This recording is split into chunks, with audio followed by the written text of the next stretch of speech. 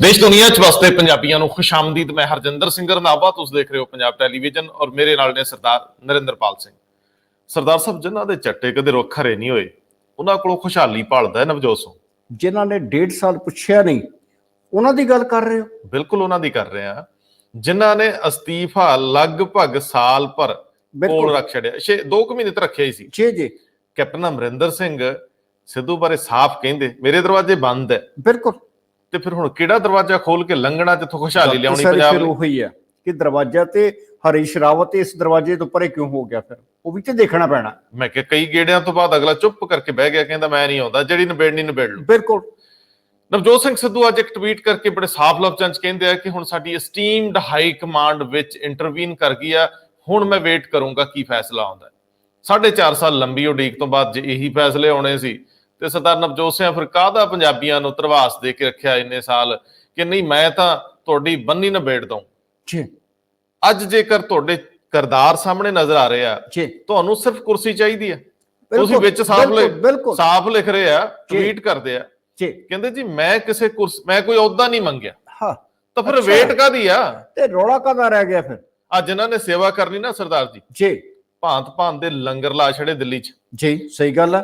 ਅਗਲਿਆਂ ਨੇ ਦਿਨ ਨਹੀਂ ਵੇਖਿਆ, ਰਾਤ ਨਹੀਂ ਵੇਖਿਆ, ਡਟੇ ਰਹੇ ਜੀ। ਤੁਸੀਂ ਮਹਿਲਾਂ ਤੋਂ ਬਾਹਰ ਨਾ ਨਿਕਲੇ। ਅਜੇ ਵੀ ਤੁਸੀਂ ਪੰਜਾਬੀਆਂ ਦੀ ਸੇਵਾ ਕਰਨੀ ਹੈ। ਸੇਵਾ ਹੁਣ ਸ਼ਤਰੋਲ ਨਾਲ ਹੀ ਕਰਨੀ ਹੈ ਜਿਹੜੀ ਸਾਰੇ ਕਰਦੇ ਆਏ। ਤੁਹਾਨੂੰ ਵੀ ਉਦਾਂ ਦੀ ਕੁਰਸੀ ਚਾਹੀਦੀ ਹੈ।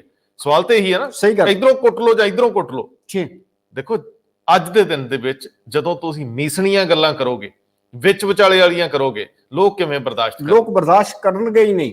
ਔਰ ਜਿਹੜਾ ਇਹ ਟਵੀਟ ਹੈ, ਇਹ ਸਵਾਲ ਤਾਂ ਬੜਾ ਜਾਇਜ਼ ਪੁੱਛਿਆ ਉਹਨੇ। ਨਵਜੋਤ ਸਿੰਘ ਸਿੱਧੂ ਨੇ ਪੁੱਛਿਆ ਕੈਪਟਨ ਨੂੰ ਜੀ, ਸਿੱਧਾ ਪੁੱਛਿਆ ਬਿਲਕੁਲ ਕਿ ਮੈਨੂੰ ਸਬੂਤ ਦਿਓ ਜਿਹੜੇ ਤੁਸੀਂ ਕਹਿੰਦੇ ਹੋ ਕਿ ਦੂਜੀਆਂ ਪਾਰਟੀਆਂ ਦੇ ਆਗੂਆਂ ਨਾਲ ਮੀਟਿੰਗ ਕਰਦਾ ਰਿਹਾ। ਮੰਨਿਆ ਇਹ ਸਿਆਸਤ ਦਾ ਹਿੱਸਾ ਹੈ, ਲੇਕਿਨ ਲੋਕ ਤਾਂ ਇਹ ਵੇਖਦੇ ਆ ਕਿ ਤੁਸੀਂ ਬਦਲਣ ਆਏ ਸੀ, ਖੁਦ ਕਿਉਂ ਬਦਲ ਗਏ? ਸਹੀ ਗੱਲ। ਤੁਸੀਂ ਤਾਂ ਸਿਆਸਤ ਬਦਲਣ ਆਏ ਸੀ, ਸਮਾਜ ਬਦਲਣ ਆਏ ਸੀ, ਤੁਹਾਨੂੰ ਬਦਲਦਿਆਂ ਵੇਖ ਕੇ ਹੈਰਾਨੀ ਹੁੰਦੀ। ਸਹੀ ਗੱਲ। ਜਿਹੜਾ ਸਿਆਸਤ ਵਿੱਚ ਸਰਦਾਰ ਜੀ ਮਲਾਈ ਖਾਣ ਆਉਂਦਾ ਉਹਦੇ ਤੇ ਕਾਹਦਾ ਗਿਲਾ? ਜਿਹੜਾ ਸਿਆਸਤ ਬਦਲਣ ਦਾ ਦਾਵਾ ਕਰਕੇ ਆਉਂਦਾ ਗਿਲਾ ਉਹਦੇ ਨਾਲ ਬਣਦਾ ਹੈ। ਤੁਸੀਂ ਆਸ ਤੋੜਦੇ ਹੋ, ਵਿਸ਼ਵਾਸ ਤੋੜਦੇ ਹੋ। ਸਿੱਧੂ ਕਹਿੰਦਾ ਰਿਹਾ ਮੇਰੀ ਪੱਗ ਦੇ ਸ਼ੰਭਲੇ ਦੀ ਗੱਲ ਆ, ਪੰਜਾਬ ਮੇਰੇ ਸਿਰ ਤੇ ਆ, ਮੈਂ ਸਭ ਤੋਂ ਉੱਤੇ ਪੰਜਾਬ ਨੂੰ ਰੱਖਦਾ। ਅੱਜ ਪੰਜਾਬ ਕਿੱਥੇ ਚਲੇ ਗਿਆ? ਅੱਜ ਤੁਸੀਂ ਜੇ ਕਾਂਗਰਸ 'ਚ ਹੀ ਰਹਿਣਾ ਹੈ, ਜੇ ਕਾਂਗਰਸ ਦੇ ਵਿੱਚ ਰਹਿ ਕੇ ਪਹਿਲਾਂ ਤੁਸੀਂ 2 ਸਾਲ ਬਤੌਰ ਵਜ਼ੀਰ ਕੱਖ ਨਹੀਂ ਕਰ ਸਕੇ, ਇਸੇ ਢਾਂਚੇ 'ਚ ਅੱਗੇ ਜਾਣਾ ਹੈ। ਜਿਹੜੀ ਹਾਈ ਕਮਾਂਡ ਤੁਹਾਨੂੰ ਮਹੀਨਿਆਂ ਤੱਕ ਸੁਣਦੀ ਨਹੀਂ, ਤੁਹਾਡੇ ਅਸਤੀਫੇ ਪਏ ਰਹਿੰਦੇ ਆ, ਉਹ ਤਾਂ ਤੁਹਾਨੂੰ ਕੈਪਟਨ ਅਮਰਿੰਦਰ ਸਿੰਘ ਦੇ ਪ੍ਰਵਾਨ ਹੋਣ ਲਈ ਨਾ ਭੇਜਦੇ, ਗੱਲ ਬਣਨੀ ਸੀ। ਜਾਂ ਤੁਸੀਂ ਜਨਤਕ ਨਾ ਕਰਦੇ, ਭਾਵੇਂ 2 ਸਾਲ ਹੋਰ ਪਿਆ ਰਹਿ ਜਾਂਦਾ।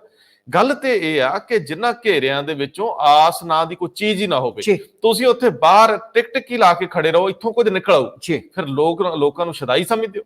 ਤੁਸੀਂ ਸਿਆਸਤ ਛੱਡ ਕੇ ਆਪਣਾ ਧੰਦਾ ਕਿਉਂ ਨਹੀਂ ਕਰ ਲੈਂਦੇ ਜਿੱਥੋਂ ਆਏ? ਸਹੀ ਗੱਲ ਹੈ। ਹਰ ਕੋਈ ਕਹੇਗਾ ਤੁਹਾਨੂੰ ਕੀ ਰਾਈਟ ਆ, ਤੁਸੀਂ ਸਿੱਧੂ ਨੂੰ ਕਿਉਂ ਆਖਦੇ ਹੋ? ਜਦੋਂ ਪਬਲਿਕ ਜੀਵਨ 'ਚ ਹੁੰਨੇ ਆ, ਸਾਡੇ ਸਮੇਤ ਸਾਰੇ ਲੋਕ, ਉਹਨਾਂ ਨੂੰ ਸਵਾਲ ਕਰਨ ਦਾ ਹੱਕ ਆ। ਪੰਜਾਬ ਡੁੱਬਿਆ ਮਰਿਆ, ਹਰ ਪੱਖੋਂ ਰਿੜਿਆ ਪਿਛਾਂ ਨੂੰ, ਲੇਕਿਨ ਜੇ ਤੁਸੀਂ ਦਾਅਵਾ ਕਰਕੇ ਆਉਂਦੇ ਹੋ ਕਿ ਮੈਂ ਤੁਹਾਨੂੰ, ਇਹ 5 ਸਾਲ ਦਾ ਸਵਾਲ ਆ। ਅੱਜ ਨਵਜੋਤ ਸਿੰਘ ਸਿੱਧੂ ਨੂੰ ਕੋਈ ਪੁੱਛੇ, ਤੂੰ ਕਹਿੰਦਾ ਮਾਫੀ ਚਾਹੁੰਦਾ, ਮੇਰੇ ਕੋਲ ਤੂੰ ਸ਼ਬਦ ਨਿਕਲ ਗਿਆ। ਸਿੱਧੂ ਸਾਹਿਬ ਕਹਿੰਦੇ ਨੇ ਕਿ ਮੇਰੇ ਆਉਣ ਨਾਲ ਕਾਂਗਰਸ ਸੱਤਾ 'ਚ ਆਈ। ਜੇ ਤੁਹਾਡੇ ਆਉਣ ਨਾਲ ਕਾਂਗਰਸ ਸੱਤਾ 'ਚ ਆਈ, ਇਹਦਾ ਮਤਲਬ ਹੈ ਕਿ ਤੁਸੀਂ ਇਸ ਸੱਤਾ 'ਚ ਤੁਸੀਂ ਆਪ ਵੀ ਆਵਾਜ਼ਾਰ ਹੋ, ਤੁਸੀਂ ਲੋਕਾਂ ਦੇ ਗੁਨਾਹਗਾਰ ਹੋ। ਤੁਸੀਂ ਆਪਣੇ ਚਿਹਰੇ ਨਾਲ ਸੱਤਾ ਲੈ ਕੇ ਉਹਨਾਂ ਲੋਕਾਂ ਨੂੰ ਦਿੱਤੀ ਜਿਨ੍ਹਾਂ ਤੇ ਹੁਣ ਤੁਹਾਡਾ ਵੀ ਵਿਸ਼ਵਾਸ ਨਹੀਂ, ਜਿਨ੍ਹਾਂ ਬਾਰੇ ਤੁਹਾਡੀ ਅੱਜ ਵੀ ਰਾਏ ਆ ਕਿ ਇਹ ਸੱਤਾ ਭੋਗਣ ਦੀ ਚੀਜ਼ ਸਮਝ ਕੇ ਚੱਲਦੇ ਪਏ ਆ। ਇਹ ਪੰਜਾਬ ਦੇ ਹਤੈਸ਼ੀ ਨਹੀਂ, ਇਹ ਰਲੇ ਹੋਏ ਆ। ਤੁਸੀਂ ਕਿਹੜਾ ਇਲਜ਼ਾਮ ਨਹੀਂ ਲਾਤਾ ਅੱਜ ਤੱਕ? ਟਵੀਟੀ ਹੁੰਦੇ ਆ, ਹਰ ਇਲਜ਼ਾਮ ਠੋਕਦਾ ਹੈ। ਲੋਕ ਕਹਿਣਗੇ ਫਿਰ ਸਰਦਾਰਾ ਆਪਣੇ ਚਿਹਰੇ ਨਾਲ ਸਾਡੀ ਵੋਟ ਕਿਉਂ ਮੰਗੀ ਸੀ? ਬਿਲਕੁਲ ਚੀਟ ਨਹੀਂ ਕੀਤਾ, ਧੋਖਾ ਨਹੀਂ ਕੀਤਾ, ਅਸੀਂ ਤੇਰੇ ਮੂੰਹ ਨੂੰ ਵੋਟਾਂ ਪਾਈਆਂ।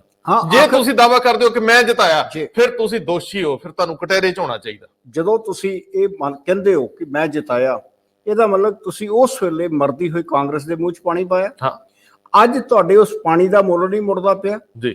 ਇਹਦਾ ਮਤਲਬ ਕਿ ਜਾਂ ਤੇ ਤੁਸੀਂ ਜਿਹੜਾ ਕੰਮ ਕੀਤਾ, ਕਿਸ ਲਹਿਜੇ ਨਾਲ ਕੀਤਾ ਜਾਂ ਕਿਸ ਨੀਅਤ ਨਾਲ ਕੀਤਾ, ਇਹਨੂੰ ਹਾਈਕਮਾਨ ਬਿਹਤਰ ਜਾਣਦੀ ਹੈ। ਹਾਈਕਮਾਨ ਨੇ, ਤੁਸੀਂ ਹਾਈਕਮਾਨ ਨੂੰ ਉਸ ਵੇਲੇ ਵਰਤਿਆ, ਪਾਰਟੀ ਨੂੰ ਪਲੇਟਫਾਰਮ ਵਜੋਂ ਵਰਤਿਆ ਜਦੋਂ ਤੁਸੀਂ ਬਿਲਕੁਲ ਬਾਹਰ ਸੀ ਜੀ। ਤਾਂ ਤੁਸੀਂ ਆਪਣੀ ਲੋੜ ਮਹਿਸੂਸ ਕੀਤੀ, ਲੋੜ ਪੂਰੀ ਕੀਤੀ, ਉਹਨਾਂ ਨੇ ਆਪਣੀ ਲੋੜ ਪੂਰੀ ਕੀਤੀ। ਹੁਣ ਜਿਹੜੇ ਲੈਣ ਦੇਣ ਹੋ ਗਿਆ, ਜਿਹਨੂੰ ਕਿਤੇ ਡੈਬਿਟ ਕ੍ਰੈਡਿਟ ਹੋ ਗਿਆ, ਤੇ ਫਿਰ ਅਖੀਰ ਦੇ ਉੱਤੇ ਜ਼ੀਰੋ ਬੈਲੈਂਸ ਹੀ ਰਹਿਣਾ ਫਿਰ ਸਾਰਾ ਕੁਝ। ਸਰਦਾਰ ਜੀ ਮੈਨੂੰ ਤੁਸੀਂ ਇਹ ਗੱਲ ਸਮਝਾਓ, ਸਿੱਧੂ ਸਾਹਿਬ ਕਹਿ ਰਹੇ ਨੇ ਕਿ ਮੈਂ ਪੰਜਾਬ ਦੀ ਖੁਸ਼ਹਾਲੀ ਚਾਹੁੰਦਾ ਜੀ। ਜਿਹੜੀ ਧਿਰ ਕਾਂਗਰਸ ਮੈਂ ਕੈਪਟਨ ਅਮਰਿੰਦਰ ਸਿੰਘ ਨੂੰ ਪਾਸੇ ਰੱਖ ਲਵਾਂ, ਸਾਰੇ ਵਜ਼ੀਰਾਂ ਨੂੰ ਪਾਸੇ ਰੱਖ ਲਵਾਂ, ਸਾਰੇ ਐਮਐਲਏਜ਼ ਨੂੰ ਪਾਸੇ ਰੱਖ ਲਵਾਂ, ਜਿਹੜੀ ਕਾਂਗਰਸ ਜਮਾਤ ਇੰਨਾ ਲੰਬਾ ਸਮਾਂ ਦੇਸ਼ ਤੇ ਰਾਜ ਕਰਦੀ ਹੈ, ਦੇਸ਼ ਦਾ ਢਾਂਚਾ ਜੇਕਰ ਵਿਗੜ ਗਿਆ ਤੇ ਉਹਦੇ ਲਈ ਜ਼ਿੰਮੇਵਾਰੀ ਉਹਦੀ ਨਹੀਂ? ਬਿਲਕੁਲ ਹੈ। ਉਹ ਪਿਛਲੇ 2 ਦਹਾਕਿਆਂ ਚ 3 ਦਹਾਕਿਆਂ ਚ ਤੀਜੀ ਵਾਰੀ ਇੱਥੇ ਵੀ ਰਾਜ ਕਰ ਰਹੀ। ਬਿਲਕੁਲ। ਬੇਅੰਤ ਸਿੰਘ ਤੋਂ ਬਾਅਦ ਕੈਪਟਨ ਸਾਹਿਬ ਆਉਂਦੇ ਤੇ ਕੈਪਟਨ ਸਾਹਿਬ ਤੋਂ ਫਿਰ ਕੈਪਟਨ ਸਾਹਿਬ ਆਉਂਦੇ। ਜਿੰਨੇ ਅਕਾਲੀ ਜ਼ਿੰਮੇਵਾਰ ਨੇ ਇਹ ਵੀ ਜ਼ਿੰਮੇਵਾਰ। ਬਿਲਕੁਲ। ਜੇ ਤੁਸੀਂ ਉਸੇ ਢਾਂਚੇ 'ਚ ਰਹਿ ਕੇ ਆਪਣੀ ਇਨਕ ਖੇਡਣੀ ਆ, ਆਪਣੀ ਵਾਰੀ ਦੀ ਉਡੀਕ ਕਰਦੇ ਪਏ ਹੋ, ਬਿਲਕੁਲ ਉਸੇ ਟੀਮ ਨਾਲ ਖੇਡਣੀ ਆ ਜਿਹੜੀ ਟੀਮ ਬਾਰ-ਬਾਰ ਸੈਲਫ ਗੋਲ ਕਰ ਰਹੀ ਹੈ, ਪੰਜਾਬ ਦਿਖਾ ਕੇ ਪੰਜਾਬ ਨੂੰ ਭੰਡ ਰਹੀ ਹੈ ਤੇ ਪੰਜਾਬ ਨੂੰ ਲੁੱਟ ਰਹੀ ਹੈ, ਤੁਹਾਡੇ ਸ਼ਬਦਾਂ ਅਨੁਸਾਰ, ਅਸੀਂ ਨਹੀਂ ਕਹਿੰਦੇ, ਤਾਂ ਫਿਰ ਤੁਸੀਂ ਉਸੇ ਟੀਮ 'ਚ ਖੇਡਣ ਲਈ ਇੰਨੇ ਤਰਲੋ ਮੱਛੀ ਕਿਉਂ ਰਹੇ? ਬਿਲਕੁਲ। ਤੁਹਾਡੀ ਦਿਨ ਰਾਤ ਇਸ ਗੱਲ 'ਚ ਕਿਉਂ ਲੱਗੀ ਆ? ਉਹਨੂੰ ਲਾ ਕੇ ਮੈਨੂੰ ਰੱਖ ਦਿਓ। ਟੀਮ ਤਾਂ ਉਹੀ ਰਹਿਣੀ ਆ, ਉਹੀ ਉਸੇ ਨੇਚਰ ਦੇ ਐਮਐਲਏ ਬਣਨੇ ਆ, ਉਹਨਾਂ ਲੋਕਾਂ ਨੂੰ ਟਿਕਟਾਂ ਜਾਣੀਆਂ ਨੇ, ਤੁਸੀਂ ਉਹੀ ਤੁਹਾਡੀ ਹਾਈ ਕਮਾਂਡ ਹੈ, ਉਹੀ ਹਾਈ ਕਮਾਂਡ ਹੈ ਜਿਵੇਂ ਇਹ ਫੈਸਲੇ ਲੈਂਦੀ ਆ। ਫਿਰ ਤੁਸੀਂ ਉਸ ਵਿਵਸਥਾ ਦੇ ਵਿੱਚ ਦੁੱਧ ਧੋਤੇ ਕਿਵੇਂ ਹੋਵੋਗੇ ਇਹ ਦੱਸੋ? ਤੇ ਫਿਰ ਦੁੱਧ ਧੋਤੇ 2 ਸਾਲਾਂ ਦੇ ਵਿੱਚ ਤੁਸੀਂ ਉਵੇਂ ਕਦੋਂ ਸੀ ਜਦੋਂ ਵਜ਼ੀਰ ਸੀ? ਕਿਹੜਾ ਐਸਾ ਵੱਡਾ ਕੰਮ ਤੁਸੀਂ ਗਿਣਾ ਸਕਦੇ ਹੋ ਆਹ ਮੈਂ ਕੰਮ ਕੀਤਾ? ਆਪਣੇ ਮਹਿਕਮੇ 'ਚ ਉਧਾਰ ਨਹੀਂ ਕਰ ਕੁਝ ਨਹੀਂ ਦੱਸਿਆ। ਸਿੱਧੂ ਸਾਹਿਬ ਨੇ ਕਦੀ ਨਹੀਂ ਕਿਹਾ ਕਿ ਮੈਂ ਉਧਾਰ। ਹਾਂ, ਸਰਦਾਰ ਜੀ ਪ੍ਰੈਸ ਕਾਨਫਰੰਸ ਕਰਕੇ ਦੋਸ਼ ਲਾਏ ਆ। ਦੋਸ਼ ਇੱਕ ਸਧਾਰਨ ਇੰਟੈਲੈਕਚੁਅਲ ਵੀ ਲਾਉਂਦਾ ਹੈ, ਲੇਖ ਲਿਖ ਕੇ, ਸਾਡੇ ਵਾਂਗ ਕੈਮਰੇ ਤੇ ਬੋਲ ਕੇ ਲਾਉਂਦਾ ਹੈ ਨਾ ਦੋਸ਼। ਬਿਲਕੁਲ। ਉਹ ਕਰ ਕੱਖ ਨਹੀਂ ਸਕਦਾ, ਉਹ ਵੋਟ ਦੀ ਰਾਜਨੀਤੀ 'ਚ ਨਹੀਂ, ਉਹ ਬਦਲ ਨਹੀਂ ਸਕਦਾ। ਜਿੰਨਾ ਚਿਰ ਸਿਸਟਮ ਨਹੀਂ ਬਦਲਦਾ ਉਹ ਰਾਜਨੀਤੀ 'ਚ ਆ ਕੇ ਬਦਲਦਾ। ਸਿੱਧੂ ਸਾਹਿਬ ਇਸ ਰਾਜਨੀਤੀ 'ਚ ਸਭ ਤੋਂ ਪ੍ਰਵਾਨਿਤ ਚਿਹਰੇ ਸੀ। ਜੇਕਰ ਇਸ ਪ੍ਰਵਾਨਯੋਗਤਾ ਦੇ ਨਾਲ ਤੁਸੀਂ ਕੁਝ ਨਹੀਂ ਦਿਖਾ ਸਕੇ, ਸਿਰਫ ਤੁਸੀਂ ਕੇਬਲ ਮਾਫੀਆ ਦੇ ਖਿਲਾਫ ਬੋਲੇ, ਤੁਸੀਂ ਸੈਂਡ ਮਾਫੀਆ ਦੇ ਖਿਲਾਫ ਬੋਲੇ, ਤੁਸੀਂ ਲਿਕਵਰ ਦੇ ਖਿਲਾਫ ਬੋਲੇ। ਬਿਲਕੁਲ। ਹੁਣ ਸਵਾਲ ਤਾਂ ਇਹ ਹੈ ਕਿ ਸਿਰਫ ਬੋਲਣ ਨਾਲ ਸਰਦਾ ਸੀ? ਜਿੰਨਾ ਇੱਕ ਦਾਇਰਾ ਸ਼ਹਿਰਾਂ ਦਾ ਤੁਹਾਨੂੰ ਮਿਲ ਗਿਆ ਸੀ, ਉਹਦੇ ਵਿੱਚ ਕੋਈ ਬਹੁਤ ਕ੍ਰਾਂਤੀਕਾਰੀ 2 ਸਾਲ ਬੜੇ ਹੁੰਦੇ ਸਰਦਾਰ ਜੀ, ਬਹੁਤ ਜ਼ਿਆਦਾ। ਹੁਣ ਫਿਰ ਤੁਹਾਨੂੰ ਮੁੱਖ ਮੰਤਰੀ ਦੀ ਕੁਰਸੀ ਦੇਣ ਤੋਂ ਬਾਅਦ ਅਸੀਂ ਕਿਸ ਵਿਸ਼ਵਾਸ ਨਾਲ ਇਹ ਕਹੀਏ ਇਸੇ ਪਾਰਟੀ 'ਚ? ਬਿਲਕੁਲ। ਜੇ ਤੁਸੀਂ ਸੱਚਮੁੱਚ ਜੇ ਤੁਸੀਂ ਖੁਸ਼ਹਾਲੀ ਦੀ ਗੱਲ ਕਰਦੇ ਸੀ, ਪੰਜਾਬ ਲਈ ਆਉਂਦੇ 10 ਸਾਲਾਂ ਦਾ ਏਜੰਡਾ ਪੇਸ਼ ਕਰਦੇ, ਏਜੰਡਾ 1 ਬਾਈ 1 ਪੇਸ਼ ਕਰਦੇ, ਸਾਨੂੰ ਦੱਸਦੇ ਕਿ ਸਾਨੂੰ ਡਰ ਰਹਿੰਦੇ ਨੇ ਕਿ ਕੋਈ ਸਾਡੇ ਤੇ ਪਰਚਾ ਨਾ ਕਰਾ ਦੇ। ਕੋਈ ਕਿੰਨੇ ਪੋਲੀਟੀਸ਼ੀਅਨ ਤੁਰੇ ਫਿਰਦੇ। ਬਿਲਕੁਲ। ਹਾਂਜੀ, ਕਿੰਨੇ ਬੰਦੇ ਜੇਲ੍ਹਾਂ 'ਚ ਸੜਦੇ ਪਏ। ਜਦੋਂ ਪੁਲਿਸ ਦਾ ਸਿਆਸੀਕਰਨ ਹੁੰਦਾ ਹੈ, ਥੱਲੇ ਦੇ ਲੈਵਲ ਤੇ ਐਸਐਚਓਸ ਤੱਕ ਦੀਆਂ ਨਿਯੁਕਤੀਆਂ ਤੁਸੀਂ ਕਰਨੀਆਂ। ਬਿਲਕੁਲ ਸਹੀ ਗੱਲ। ਸਭ ਤੋਂ ਵੱਧ ਪੁਲਿਸ ਵਿਭਾਗ 'ਚ ਬੇਚੈਨੀ ਹੈ, ਤੁਹਾਨੂੰ ਅੰਦਾਜ਼ਾ ਇਸ ਗੱਲ ਦਾ?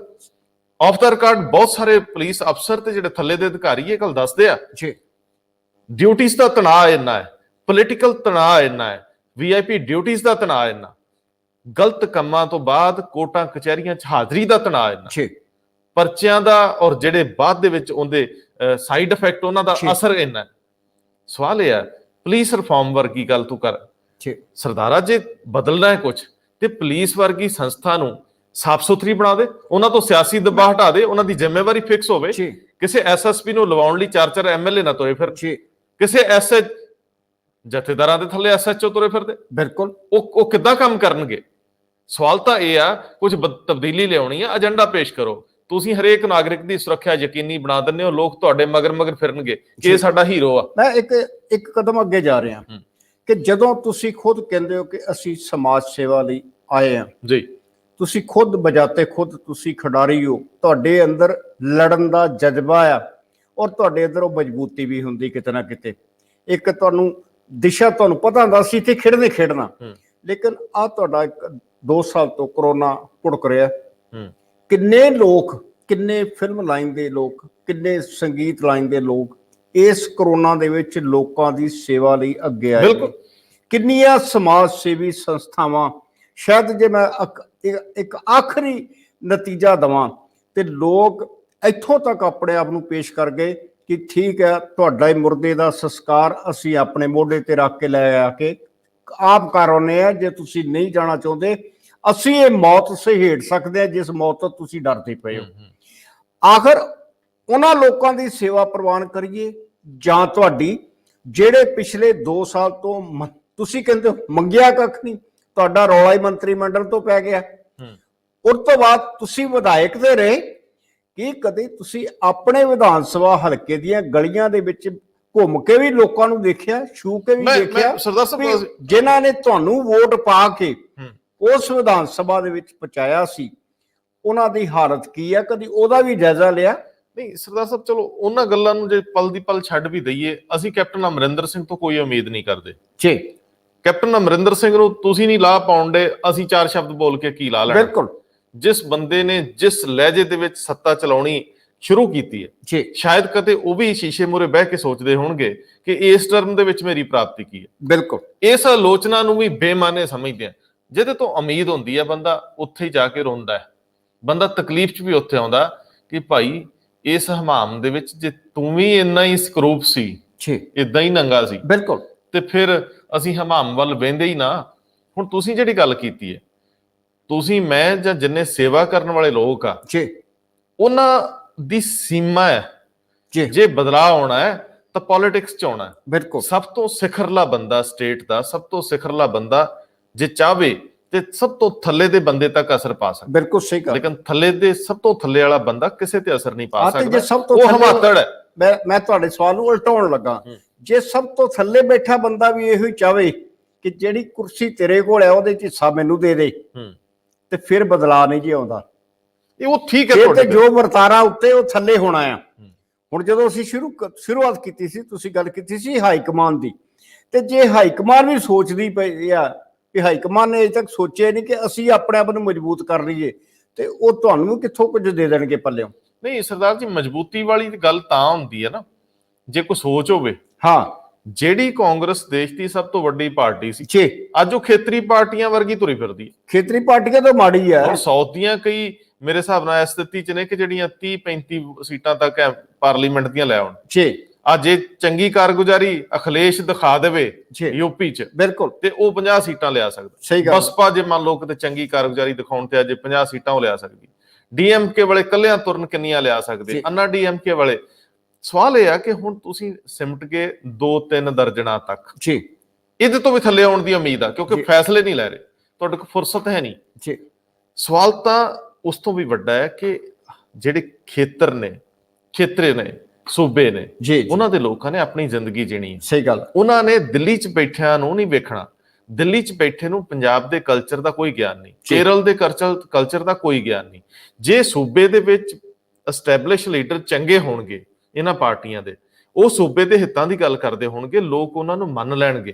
ਕੈਪਟਨ ਅਮਰਿੰਦਰ ਸਿੰਘ ਇਸੇ ਕਰਕੇ ਮੰਨੇ ਗਏ ਕਿ ਉਹਨਾਂ ਨੇ ਇੱਕ ਤੋਂ ਵੱਧ ਵਾਰੀ ਪੰਜਾਬ ਦੇ ਲੋਕਾਂ ਨਾਲ ਖਲੋਣ ਦਾ ਦਮ ਭਰਿਆ।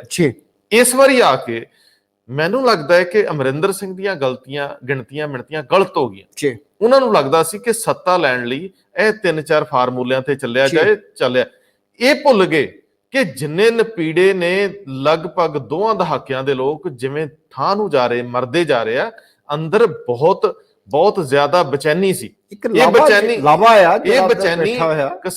ਕਿਸਾਨ ਮੂਵਮੈਂਟ ਵੇਲੇ ਨਿਕਲੀ ਆ। ਅਜੇ ਕੈਪਟਨ ਅਮਰਿੰਦਰ ਸਿੰਘ ਨੂੰ ਸੁੱਖ ਦਾ ਸਾਹ ਆਇਆ ਕਿ ਲੋਕਾਂ ਦਾ ਗੁੱਸਾ ਕੇਂਦਰ ਦੀ ਸਰਕਾਰ ਤੇ ਨਿਕਲ ਗਿਆ। ਅਜੇ ਹਰਿਆਣੇ ਦੇ ਮੁਕਾਬਲੇ ਪੰਜਾਬ ਫਿਰ ਥੋੜਾ ਖੁਸ਼ਕਿਸਮਤ ਹੈ। ਹਰਿਆਣੇ 'ਚ ਦੇਖ ਲਓ, ਭਾਵੇਂ ਜੋ ਮਰਜ਼ੀ ਆ, ਉੱਥੇ ਕਿਸਾਨ ਯੂਨੀਅਨ ਜਿਹੜੀਆਂ ਉਹ ਸਰਕਾਰਾਂ ਦੇ ਨੱਕ 'ਚ ਦਮ ਕਰਕੇ ਬੈਠੀਆਂ। ਇੱਥੇ ਤੇ ਫਿਰ ਕਿਸਾਨ ਅੰਦੋਲਨ ਵੀ ਚੱਲ ਰਿਹਾ, ਕਾਰਪੋਰੇਸ਼ਨ ਦੀਆਂ ਚੋਣਾਂ ਵੀ ਹੋ ਰਹੀਆਂ, ਪੰਚਾਇਤਾਂ ਦੀਆਂ ਵੀ ਹੋ ਰਹੀਆਂ, ਸਭ ਕੁਝ ਸਾਰੇ ਸਰਕਾਰੀ ਸਮਾਗਮ ਹੋ ਰਿਹਾ। ਉੱਥੇ ਤੇ ਉਹ ਕਹਿੰਦੇ ਕੰਨ 'ਚ ਪਾਇਆ ਨਹੀਂ ਰੜਕਣ ਦੇਣ ਦੇ ਕਿਸੇ ਨੂੰ। ਦੇਖੋ, ਉਹ ਗਿਣਤੀਆਂ ਮਿਣਤੀਆਂ ਉਸ ਮਾਮਲੇ 'ਚ ਕੈਪਟਨ ਦੀਆਂ ਠੀਕ ਰਹੀਆਂ। ਕੈਪਟਨ ਅਮਰਿੰਦਰ ਸਿੰਘ ਕਿਸਾਨੀ ਮੂਵਮੈਂਟ ਨੂੰ ਐਡਰੈਸ ਕਰਨ ਲਈ ਸੂਬੇ ਦੀ ਸਰਕਾਰ ਦੇ ਨਜ਼ਰੀਓਂ ਇਹਨਾਂ ਨੇ ਸਮੇਂ ਸਿਰ ਚੀਜ਼ਾਂ ਕੀਤੀਆਂ। ਹਾਲਾਂਕਿ ਸਟੇਟ ਦਾ ਪੱਖ, ਜਿਹੜੇ ਸਟੇਟ ਦੇ ਮੈਕਸਿਮਮ ਕਿਸਾਨ ਸੀ, ਉਹਨਾਂ ਦਾ ਪੱਖ ਜੇਕਰ ਸੂਬੇ ਦਾ ਮੁੱਖ ਮੰਤਰੀ ਪ੍ਰਧਾਨ ਮੰਤਰੀ ਕੋਲ ਰੱਖਦਾ ਤੇ ਆਸਾਨ ਸੀ, ਲੇਕਿਨ ਨਹੀਂ ਰੱਖਿਆ। ਅਜੇ ਤੱਕ ਕੋਈ ਕੰਸੋਸ ਸਾਹਮਣੇ ਆਈ ਨਹੀਂ। ਅਜੇ ਤੱਕ ਤੇ ਸ਼ਾਇਦ ਪ੍ਰਧਾਨ ਮੰਤਰੀ ਨੂੰ ਮਿਲਣ ਦਾ ਕਿਤੇ ਸਮਾਂ ਵੀ ਨਹੀਂ ਮੰਗਿਆ ਗਿਆ, ਨਾ ਕਿਤੇ ਅੱਗੇ ਮਿਲਿਆ ਹੀ ਆ। ਦੂਜੀ ਗੱਲ ਇਹ ਹੈ ਕਿ ਅੱਜ ਜਦੋਂ 2022 ਦੀ ਇਲੈਕਸ਼ਨ ਦਾ ਬਿਗਲ ਵੱਜਿਆ, ਜਦੋਂ ਪਾਰਟੀਆਂ ਆਪਣੀ ਜਿਹੜੀ ਤਿਆਰੀ ਆਰੰਭ ਦੇਣ, ਉਦੋਂ ਇਹਦਾ ਮਤਲਬ ਹੁੰਦਾ ਕਿ ਇਲੈਕਸ਼ਨ ਤੁਰ ਪਈ। ਸਹੀ ਗੱਲ। ਸਿੱਧੂ ਸਾਹਿਬ ਅਜੇ ਇਹੀ ਤਿਆਰੀ ਕਰ ਰਹੇ ਆ ਕਿ ਮੇਰਾ ਸਥਾਨ ਨਿਰਧਾਰਿਤ ਹੋ ਜੇ ਇਸ ਪਾਰਟੀ 'ਚ ਮੁੜ ਕੇ। ਬਿਲਕੁਲ। ਹੁਣ ਇਸ ਪਾਰਟੀ 'ਚ ਜਿੰਨਾ ਦੇਰ ਕੈਪਟਨ ਅਮਰਿੰਦਰ ਸਿੰਘ ਨੇ, ਜਿੰਨਾ ਚਿਰ ਉਹ ਐਕਟਿਵ ਨੇ, ਕਿ ਕਾਂਗਰਸ ਹਾਈ ਕਮਾਂਡ ਜਿਹਦੇ 'ਚ ਅਜੇ ਪ੍ਰਭਾਵੀ ਨੇ ਸ਼੍ਰੀਮਤੀ ਸੋਨੀਆ ਗਾਂਧੀ, ਉਹ ਉਹਨਾਂ ਨੂੰ ਪਾਸੇ ਕਰ ਦੇਣਗੇ? ਕੀ ਇਸ ਤਰ੍ਹਾਂ ਦਾ ਕਲਚਰ ਅਸੀਂ ਦੇਖਿਆ ਕਿਤੇ? ਔਰ ਕਾਂਗਰਸ ਨੇ ਆਪਣਾ ਭਵਿੱਖ ਤੈਅ ਕਰਨਾ। ਨਹੀਂ, ਮੈਂ ਉਹੀ ਕਿਹਾ ਪਾਰਟੀਆਂ ਨੇ ਵੀ ਦੇਖਣਾ ਨਾ ਕਿ ਇੱਕ ਬੰਦੇ ਦੀ ਖਾਤਰ ਉਹਨਾਂ ਦੇ ਇਹ ਥੋੜਾ ਕਿ ਮੁੱਖ ਮੰਤਰੀ ਕੋਲ ਸਾਰਾ ਕੁਝ ਖੋਲਣਾ ਉਹਨਾਂ ਨੇ। ਨਹੀਂ, ਮੈਂ ਇਹ ਕਹਿ ਰਿਹਾ ਕਿ ਮੁੱਖ ਮੰਤਰੀ ਨੂੰ ਫੇਵਰ ਕਰਨ ਜਾਂ ਨਾ ਕਰਨ ਉਹਨਾਂ ਦਾ, ਲੇਕਿਨ ਜਿਹੜਾ ਕਲਚਰ ਪਿੱਛੋਂ ਰੂਪਮਾਨ ਹੋ ਰਿਹਾ, ਜੋ ਪਿਛਾਂ ਤੱਕ ਝਾਤੀ ਮਾਰਿਆ ਦਿਸਦਾ ਹੈ, ਉਹਨਾਂ ਨੇ ਕਦੀ ਇਸ ਤਰ੍ਹਾਂ ਦੇ ਹਾਰਡ ਫੈਸਲੇ ਲਏ ਨਹੀਂ। ਅਰੇ ਇੰਨੀ ਵੱਡੀ ਵਿਦਰੋਹ ਵਾਲੀ ਸਥਿਤੀ ਵੀ ਨਹੀਂ ਕਿ ਬਹੁਤ ਸਾਰੇ ਐਮਐਲਏ ਕੈਪਟਨ ਦੇ ਵਿਰੋਧ ਖਲੋਤੇ ਹੋਣ ਲਾਈਨ ਬਣ ਕੇ, ਬਿਲਕੁਲ 30-40 ਖਲੋਤੇ ਹੋਣ, ਉਹਨੇ ਕੀ ਬੰਦੇ, ਉਹਨੇ ਕੀ। ਜੇਕਰ ਤੁਹਾਡੀ ਕਾਂਗਰਸ ਹਾਈ ਕਮਾਂਡ ਨਾਲ ਸਾਂਝ ਤਗੜੀ ਆ ਸਿੱਧੂ ਸਾਹਿਬ, ਤਾਂ ਇਹਦੇ ਵਿੱਚ ਸਭ ਤੋਂ ਵੱਡਾ ਪਹਿਲੂ ਸੀ ਕਿ ਉਹਨਾਂ ਰਾਹੀਂ ਪੰਜਾਬ ਦੇ ਮੁੱਖ ਮੰਤਰੀ ਕੋਲੋਂ ਲੋਕਾਂ ਦੇ ਹਿੱਤ 'ਚ ਕੁਝ ਫੈਸਲੇ ਕਰਾਉਂਦੇ। ਬਿਲਕੁਲ ਕਾਂਗਰਸ ਹਾਈ ਕਮਾਂਡ ਦੀ ਬਾਹ ਮਰੋੜ ਕੇ ਜੇ ਆਪਣੀ ਲੜਾਈ ਜਾਂ ਸੁਲ੍ਹਾ ਸਫਾਈ ਲਈ ਨਾ ਜਾ ਕੇ ਜੇ ਸਟੇਟ ਦੇ ਲੋਕਾਂ ਲਈ ਜਾਂਦੇ, ਉਹਨਾਂ ਨੂੰ ਵੀ ਲੱਗਦਾ ਕਿ ਬੰਦਾ ਕੰਮ ਲਈ ਆਉਂਦਾ। ਰੰਧਾਵਾ ਜੀ ਜਦੋਂ ਆਪਣੀਆਂ ਪਿੱਛੇ ਦੋਨੇ ਬੰਨੀਆਂ ਹੋਈਆਂ ਤੇ ਫਿਰ ਕਿਹੜੀ ਬਾਹ ਤੀਸਰੀ ਬਾਹ ਦੇ ਨਾਲ ਅਗਲੇ ਦੀ ਬਾਹ ਮਰੋੜਨੀ ਜਾ ਕੇ, ਤੇ ਫਿਰ ਉੱਥੇ ਬਾਹਾਂ ਬੰਨਣ ਵਾਲੇ ਥਾਂ ਤੇ ਮੁੜ ਕੇ ਪੇਸ਼ ਕਿਉਂ ਹੋਣਾ। ਬਿਲਕੁਲ ਜੇ ਘੜੀ ਹੈ ਨਾ ਕਿ ਹੁਣ ਇੱਕ ਮਨ ਦੇ ਵਿੱਚ ਹਿਰਸ ਪੈਦਾ ਹੋ ਗਈ ਆ। ਹਿਰਸ ਦੇ ਸਿਰਫ ਉਹ ਬੱਚੇ ਵਾਲੀ ਜਿੱਦ ਆ ਕਿ ਮੈਂ ਦੁੱਧ ਪੀਣਾ, ਉਹ ਕਦੇ ਦੁੱਧ ਦੇਤਾ ਕਹਿੰਦਾ ਇਹ 'ਚ ਲੂਣ ਪਾ ਦਿਓ, ਉਹ ਕਹਿੰਦੇ ਲੂਣ ਨਹੀਂ ਪਾਉਂਦਾ, ਕਹਿੰਦਾ ਨਹੀਂ ਪੀਣਾ ਹੀ ਲੂਣ ਵਾਲਾ। ਹੁਣ ਉਹ ਬੱਚਿਆਂ ਵਾਲੀ ਹਿਰਸ ਆ, ਥੱਲੇ ਜਿਹੜਾ ਲਿਟਿਆ ਬੱਚਾ ਜਿਹੜਾ ਨਾ ਵੀ ਉਹ ਆਪਣੇ ਆਪ ਕਰੀ ਜਾ ਰਿਹਾ, ਲੇਕਿਨ ਉਹਦੇ ਵਿੱਚ ਕੁਛ ਨਹੀਂ ਆ। ਅਖੀਰ ਮਾਂ-ਬਾਪ ਵੀ ਮਜਬੂਰ ਹੋ ਜਾਂਦੇ ਵੀ ਇਹਦੇ ਦੋ ਕੰਨਾਂ ਤੇ ਛੱਡ ਕੇ ਇਹਨੂੰ ਬੰਦਾ ਬਣਾ ਲਓ ਫਿਰ ਏਦਾਂ ਹੀ। ਤੇ ਫਿਰ ਦੇਖੋ ਗੱਲ ਇੱਥੇ ਹੁਣ ਬੱਚਿਆਂ ਵਾਲੀ ਨਹੀਂ, ਸਿਆਣਿਆਂ ਦੀ ਹੈ। ਪਰ ਜੋ ਤੁਹਾਡੇ ਸਾਹਮਣੇ ਇਹ ਬਚਕਾਨਾ ਆ, ਇਹ 'ਚ ਸਿਆਣਪ ਕਿਧਰੇ ਜੇ ਹੈਗੀ ਆ ਤੇ ਫਿਰ ਦੱਸੋ। ਨਹੀਂ, ਤੁਹਾਨੂੰ ਲੱਗਦਾ ਹੈ ਕਿ ਨਵਜੋਤ ਸਿੰਘ ਸਿੱਧੂ ਨੂੰ ਲੱਗਦਾ ਕਿ ਕੈਪਟਨ ਅਮਰਿੰਦਰ ਸਿੰਘ ਨੂੰ ਰਿਟਾਇਰ ਕਰਤਾ ਜਾਊ ਤੇ ਮੇਰੀ ਵਾਰੀ ਆ ਜਾਊ? ਆ ਤੇ ਕਹਿਣ ਸੋਚਣ ਨੂੰ ਕੀ, ਸੋਚਣ ਨੂੰ ਕੀ ਆ, ਸੋਚਣ ਨੂੰ ਤੇ ਭਾਵੇਂ ਉਹ ਪ੍ਰਧਾਨ ਮੰਤਰੀ ਬਣਨ ਦਾ ਸੁਪਨਾ ਲੈ ਲੈਣ, ਬਣ ਜਾਣ, ਸਾਨੂੰ ਕੋਈ ਇਤਰਾਜ਼ ਨਹੀਂ। ਜਿਹੜੇ ਖੜੱਪੇ ਨੇ ਉਹਨਾਂ ਦਾ ਕੀ ਕਰਨਾ, ਜਿਹੜੇ ਮਗਰ ਬੈਠੇ ਆ ਤੇ ਕੋਈ ਡਰ ਨਹੀਂ, 2 ਮਿੰਟ ਦੀ ਅੱਖਾਂ ਹੀ ਮਿਟਣੀਆਂ ਨੇ। ਇੰਨਾ ਹੀ ਪੁੱਛਿਆ ਸੀ ਨਾ, ਕਹਿੰਦਾ ਕਿ ਸੂਰਮਾ ਸਿੰਘ ਜੀ ਸੋ ਜਾਈਏ, ਕਹਿੰਦਾ ਹੁਣ ਸੋਣਾ ਕਾਹਦਾ ਆ, ਕੰਨ ਹੀ ਬੰਦ ਕਰਨੇ, ਅੱਖਾਂ ਤੇ ਪਹਿਲੇ ਹੀ ਬੰਦ ਆ। ਗੱਲ ਠੀਕ ਹੈ। ਨਵਜੋਤ ਸਿੰਘ ਸਿੱਧੂ ਕਾਂਗਰਸ ਦੇ ਵਿੱਚ ਸਥਾਪਿਤ ਨਹੀਂ ਹੋ ਪਾ ਰਹੇ, ਬਥੇਰੇ ਤਰਲੋ ਮੱਛੀ ਹੁੰਦੇ ਆ। ਐਤਕੀ ਤਾਂ ਜਿੰਨਾ ਤਰਲਾ ਮਾਰ ਲਿਆ ਕਿ ਮੇਰੀ ਮਾਣਮੱਤੀ ਹਾਈ ਕਮਾਂਡ ਸਾਡੀ, ਉਹਨੇ ਦਖਲ ਦਿੱਤਾ। ਮਾਣਮੱਤੀ ਹਾਈ ਕਮਾਂਡ ਦਖਲ 4.5 ਸਾਲਾਂ ਤੋਂ ਦਿੰਦੀ ਆ ਰਹੀ, ਅੱਗੇ ਕਿਹੜਾ ਉਹਨਾਂ ਖੋਣ ਖੋਤਾ ਜਿਹੜਾ ਹੁਣ ਖੋ ਦੇਣਾ। ਚਲੋ ਸਿੱਧੂ ਸਾਹਿਬ ਕਿਹੜੇ ਭੁੱਖੇ ਮਰਨ ਡੇ ਆ, ਆਲੀਸ਼ਾਨ ਮਹੱਲ 'ਚ ਰਹਿੰਦੇ ਨੇ ਤੇ ਸੁਖਨਾ ਸ਼ੋਹਰਤ ਵਾਵਾ, ਜਦ ਬਾਹਰ ਵੀ ਨਿਕਲਦੇ ਕੈਮਰੇ ਐ ਕਲਿੱਕ ਵੱਜਦੇ ਜੀ। ਲੋਕ ਤਾਂ ਉਹ ਜਿਹੜੇ ਰੋਟੀ ਤੋਂ ਆਤਰ, ਦੁੱਖ ਤਾਂ ਉਹਨਾਂ ਦੇ। ਸਿੱਧੂ ਸਾਹਿਬ ਦੇ ਦੁੱਖ ਤਾਂ ਇਹੀ ਨਾ ਕਿ ਮੈਨੂੰ ਸਨਮਾਨ ਨਹੀਂ ਮਿਲਿਆ, ਪਾਰਟੀ ਨੇ ਮੈਨੂੰ ਅਹੁਦਾ ਨਹੀਂ ਦਿੱਤਾ ਢੰਗ ਦਾ, ਮੈਨੂੰ ਮੁੱਖ ਮੰਤਰੀ ਨਹੀਂ ਬਣਾਇਆ, ਡਿਪਟੀ ਮੁੱਖ ਮੰਤਰੀ ਨਹੀਂ ਬਣਾਇਆ। ਲੋਕ ਢੱਠੇ ਖੂਹ 'ਚ ਜਾਣ, ਲੋਕ ਤਾਂ ਉਦੋਂ ਹੀ ਯਾਦ ਆਉਣੇ ਜਦੋਂ ਕੈਮਰੇ ਤੇ ਬੋਲਣਾ ਕੀ ਫਰਕ ਪੈਂਦਾ। ਔਰ ਦੂਜੀ ਗੱਲ, ਜਿਹੜੇ ਇੰਨੇ ਸਾਲਾਂ ਦੇ ਮਰਦੇ ਪਏ ਆ, ਹੋਰ 5-7 ਸਾਲ ਮਰ ਜਾਣਗੇ। ਜਿਹਨੇ ਮਰਨਾ ਹੈ ਉਹਨੇ ਦਵਾਈ ਬੂਟੀ ਦਾ ਜੁਗਾੜ ਵੀ ਕਰ ਲੈਣਾ। ਤੇ ਜਿਨ੍ਹਾਂ ਨੂੰ ਮਰਦੇ ਰਹਿਣ ਦੀ ਆਦਤ ਪੈ ਜੇ, ਇਹਨਾਂ ਲੀਡਰਾਂ ਨੂੰ ਇੰਜ ਲੱਗਦਾ ਸਾਨੂੰ ਤਾਂ ਮਰਦੇ ਰਹਿਣ ਦੀ ਆਦਤ ਪੈ ਗਈ, ਅਸੀਂ ਤਾਂ ਰੋਂਦੇ ਵੀ ਨਹੀਂ ਹੁਣ। ਇਹ ਸਰਦਾਰ ਸਾਹਿਬ, ਇਹ ਉਹੀ ਗੱਲ ਹੈ ਨਾ ਕਿ ਕੁੱਕੜ ਦੇ ਸਾਰੇ ਕਹਿੰਦੇ ਹਿਟਲਰ ਦੀ ਉਹ ਕਹਾਣੀ ਸੁਣਾਉਂਦੇ ਹੁੰਦੇ ਵੀ ਕੁੱਕੜ ਦੇ ਸਾਰੇ ਖੰਭ ਖੋਤੇ, ਬਿਲਕੁਲ ਤੇ ਬਾਅਦ 'ਚ 2 ਦਾਣੇ ਸੁੱਟਦੇ। ਉਹ ਜਿਹੜੀ ਬੰਬਿੰਗ ਤੋਂ ਬੰਬਾਰਮੈਂਟ ਤੋਂ ਬਾਅਦ ਬ੍ਰੈਡ ਦਾ ਕੰਮ, ਉਹੀ ਸਾਰਾ ਕੁਝ ਹੈ ਨਾ। ਇੱਕ ਸਵਾਲ ਇਹ ਆ ਕਿ ਤੁਸੀਂ ਗੱਲ ਸ਼ੁਰੂ ਕੀਤੀ ਸੀ ਨਵਜੋਤ ਸਿੱਧੂ ਤੋਂ ਲੈ ਕੇ ਤੇ ਹਾਈ ਕਮਾਂਡ ਦੀ, ਇੱਕ ਮੁੱਦਾ ਜਿਹੜਾ ਪੰਜਾਬ ਦੇ ਸਾਹਮਣੇ ਹੋਰ ਮੂੰਹ ਅੱਡ ਕੇ ਖੜਾ ਹੋ ਗਿਆ ਨਵਾਂ।